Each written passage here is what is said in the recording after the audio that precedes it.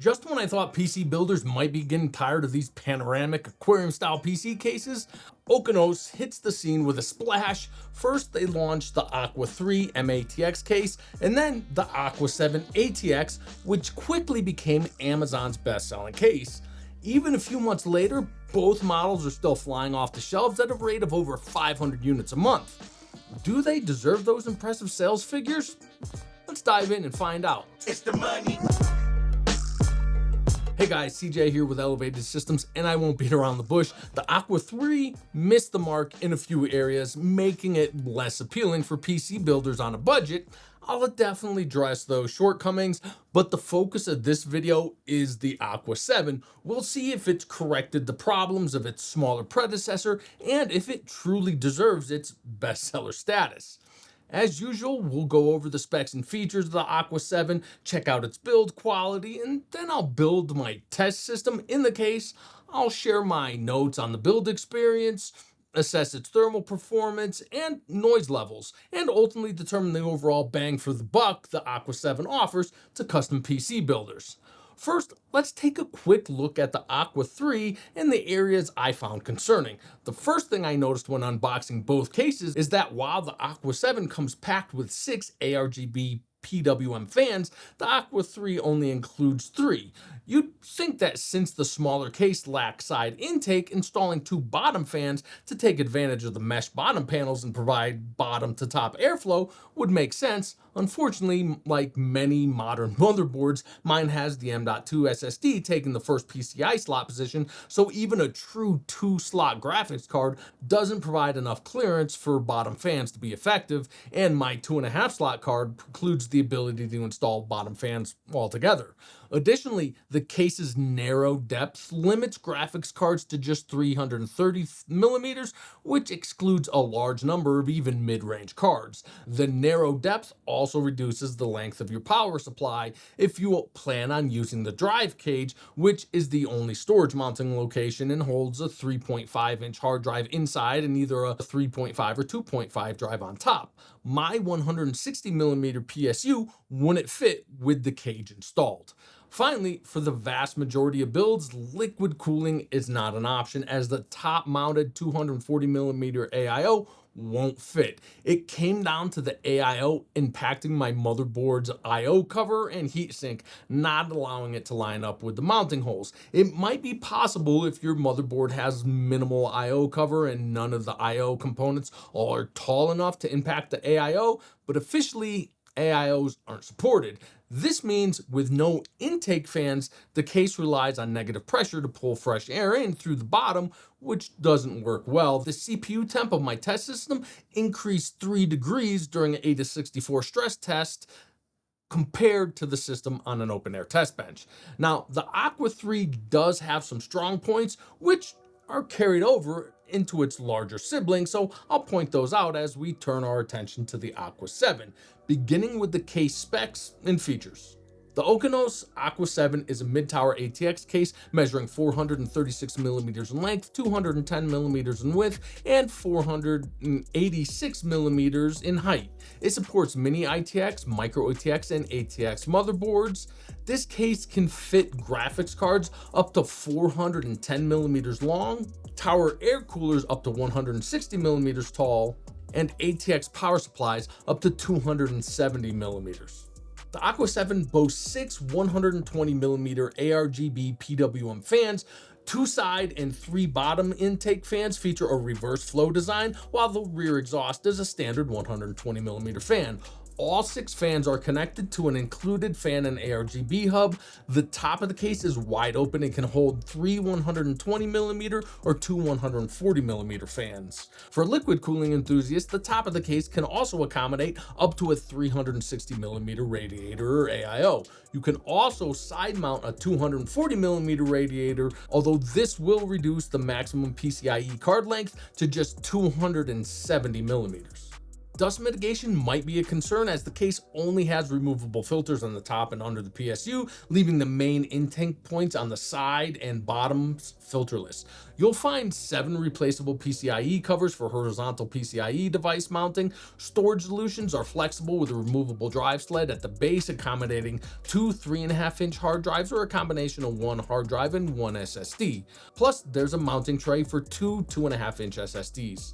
The front I/O panel, located at the bottom front edge of the left side of the case, is equipped with a power button, an LED button, a headset jack, 2 5 gigabit per second USB Type-A ports, and an up to 10 gigabit per second USB Type-C port. The Aqua 7 had an official launch price of just $80 US, but is currently available for $93 on Amazon. For a sub $100 case, the Aqua 7 is built surprisingly well. It's constructed from 22 gauge steel and 4mm tempered glass. The left and front TG panels feature a toolless removal and are securely held in place by steel ball stud fasteners. Nothing about the build quality and materials jumped out at me as problematic.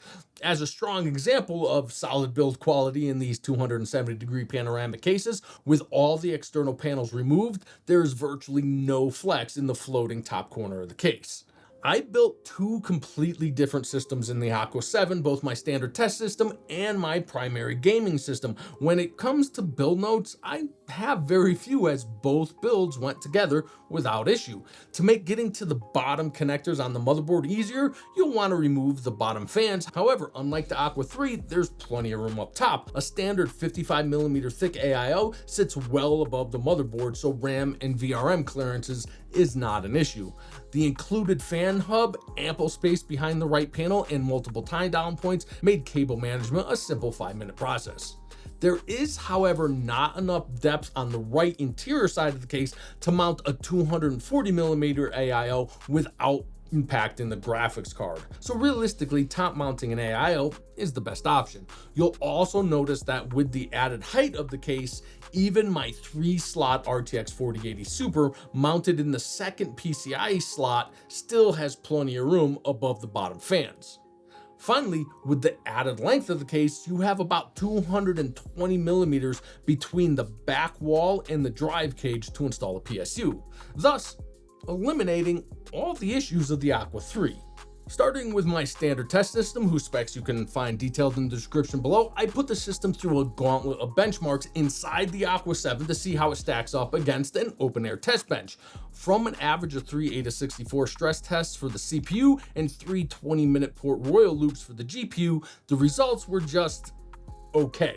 Nestled within the case, both the CPU and GPU temperatures stayed exactly the same as they did on the test bench, while the motherboard temperature showed a slight improvement with a drop of just 2 degrees.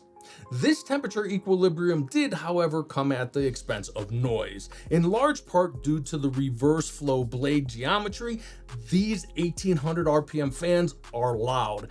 At my standard test curve that allows the fans to hit 100% at a CPU temp of 90 degrees Celsius, the fan noise from the case registered at 50.4 decibels. However, because we're working with an overabundance of positive pressure in the stock configuration, I was able to drop the max fan speed to 80%, cutting the noise level to just 41.4 decibels.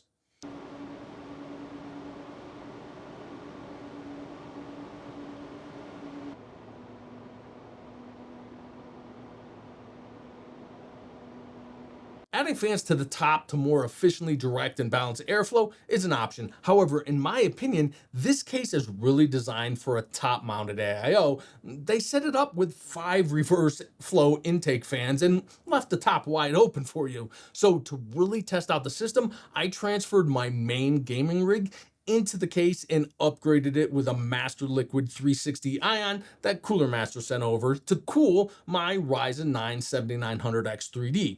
After some testing and tweaking, the Cooler Master AIO was able to keep the CPU in the mid to upper 60s. This allowed me to set a super conservative fan curve, which maxes the case fans at just 70%, but realistically keeps them at about 50% at full CPU load. This completely reined in the acoustics, cutting the noise level to a very comfortable 39.9 decibels.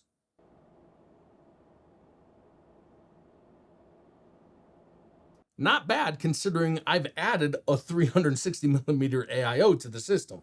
The Aqua 7 has now become the long-term enclosure for my system as I want to see how these fans hold up over time. My feeling is that the 6 included fans in a sub $100 case is one of the reasons the Aqua 7 is a top selling case. It's been my experience over the years that while higher end PC builders prefer to add their own hand-picked fans to a case, builders on a more restricted budget find value in a case that includes fans. And in terms of values, the Aqua 7 nails it. Reverse flow fans aren't cheap, and this case has 5 of them.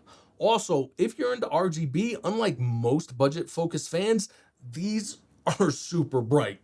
On top of the fans, the solid build quality, compatibility with pretty much all hardware currently on the market, ease of access, problem-free build experience, and the inclusion of a USB 3.2 Gen 2 Type-C port make the Okanos Aqua 7 a solid value. Now, I'll be honest, when I agreed to review this case, it was priced at $80, so when I saw it jumped up to $93, I was prepared to slap Okanos around a bit. However, after getting my hands on it, I can see it's definitely worth that price. So the Aqua 7 is a solid option to add to your list of PC cases. Now, circling back to the Aqua 3, listen, I know I pointed out a few problems that will likely make it a no-go for a lot of builders. However, there is one spec that might make up for its shortcomings for many of you: the price. At just $60, it's definitely more appealing if you have a less demanding system you're looking to rehouse, or are building a more entry-level PC you don't want to look so entry-level. The Aqua 3 may be a choice. However, there may be a third even better choice that gives you all the strong points of the Aqua 7, but in a shorter micro ATX tower, the recently released Aqua 5. Now, I don't have the Aqua 5 in the studio, so I can't 100% vouch for it. But looking at the stats, it appears to be exactly the same case as the Aqua 7, just 40mm shorter. This reduction comes from the middle of the case, reducing it to 5 PCIe slots. So you keep all the space up top for a 360mm AIO and will have bottom fan clearance for up to about a 3-slot graphics card, although that will be tight. You also completely lose side AIO compatibility, but it'll save you about $18. Again, those are just my impressions of the Aqua 5 based on my interactions with the Aqua 7 and its specs. While I can give a strong seal of approval to the Aqua 7, if you want to see an in-depth review of the Aqua 5, let me know in the comments below. While you're there, be sure to hit that like and subscribe, and I'll see you in the next one.